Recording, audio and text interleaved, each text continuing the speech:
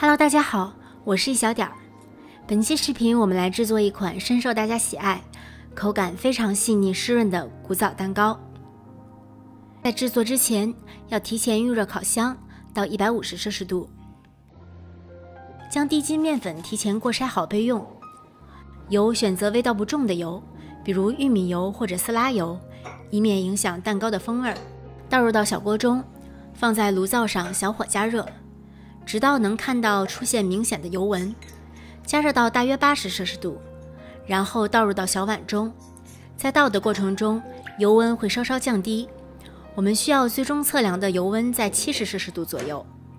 然后倒入我们事先筛好的低筋面粉，用蛋抽搅拌均匀。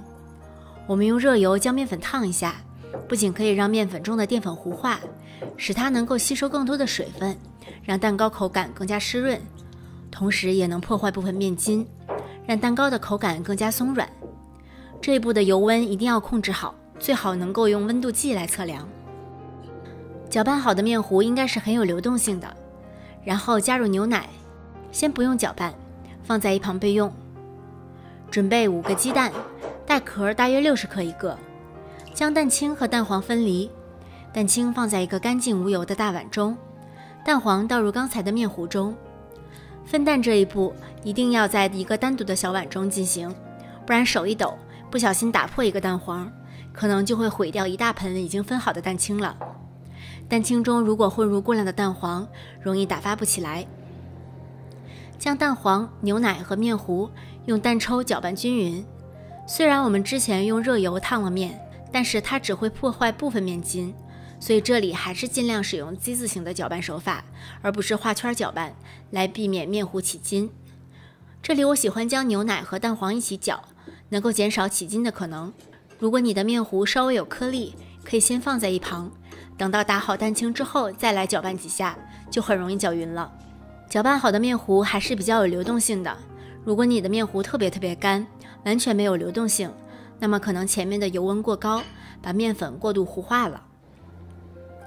蛋清中加入少许柠檬汁，柠檬汁不仅能够改善风味，更重要的是能够让蛋白霜更加稳定。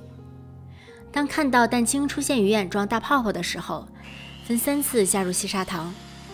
如果你在打发蛋白时遇到问题，可以参考我之前发过的打发蛋白的专题视频。先用中高速打发，等到蛋白开始出现纹路之后，转为中低速来整理蛋白霜，这样同时更容易掌握蛋白霜的打发程度。速度降下来之后，可以看到大气泡从打蛋头的后面进去，再出来就是非常细腻的了。细腻的蛋白霜会让蛋糕有更加细腻的组织。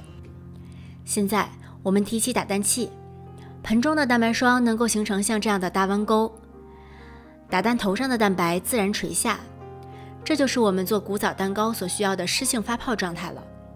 如果蛋白霜打发得太硬，蛋糕膨胀过度，容易在烤制的过程中开裂。但如果打发不足，蛋白霜不够稳定，后面混合面糊的时候容易消泡。将1/3的蛋白霜加入到面糊中，用刮刀翻拌均匀。这一步的目的是将2种质地差异很大的材料中和一下，使本来浓稠的蛋黄糊变轻盈，更容易与其余的蛋白霜混合均匀。这一步我们混合到颜色均匀，看不见浓稠的黄色蛋黄糊条纹就可以了。把它倒回到余下的蛋白霜中，用刮刀以翻拌的方式混合均匀。将刮刀伸到碗底，将底部的面糊从侧面翻上来，然后转动盆子，重复这个动作。我喜欢像这样刮一刮碗底，可以避免有面糊沉淀。刮刀上的蛋白霜也稍微清理一下。我们翻拌到面糊颜色均匀就可以了。这时候的面糊还是非常浓稠的。如果过度翻拌，面糊会消泡而变得很稀，那么蛋糕就没办法长高了。烤古早蛋糕我用的是方形固底模具，因为我们要使用水浴法烘烤。如果使用活底模具的话，至少要在外面包3层锡纸来防止底部进水。如果你怕模具底部在长期水浴条件下氧化，也可以在这个外面包一层锡纸保护起来。因为古早蛋糕出炉后要立即脱模，所以我们要在模具中垫上油布或者烘焙纸，方便将蛋糕取出。将面糊从高处倒入到模具中，这样大气泡会在碗壁的边缘破裂。然后轻震模具，让面糊分布均匀，并震出残存的大气泡。最后表面可以用刮板抹平整理一下。制作古早蛋糕，我们需要用到水浴法，这种方法给蛋糕提供一个蒸烤的环境，可以让蛋糕口感特别湿润，同时也帮助防止蛋糕开裂。找一个大一点的深烤盘，深度至少要能盛2厘米左右的水，将烤盘放置到预热好的烤箱中，大概在中央高度位置就可以了。然后向外面的烤盘中注入1.5到2厘米深的温水，150摄氏度烤70分钟左右。因为水浴法的缘故，烤箱中央的实际温度会比150度偏低，我们只要让烤箱的内部温度保持在130到150之间就可以了。如果烤箱温度偏高，也会导致蛋糕表面开裂。蛋糕烤好之后，马上拿出烤箱，将模具在桌子上震几下，震出热气，可以很好的防止蛋糕回缩。古早蛋糕不需要刀口，直接脱模，撕掉油布即可。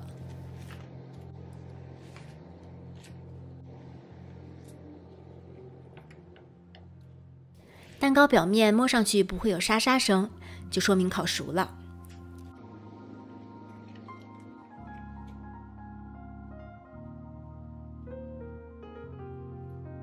传统的古早蛋糕无需等到冷却，可以趁热切开使用。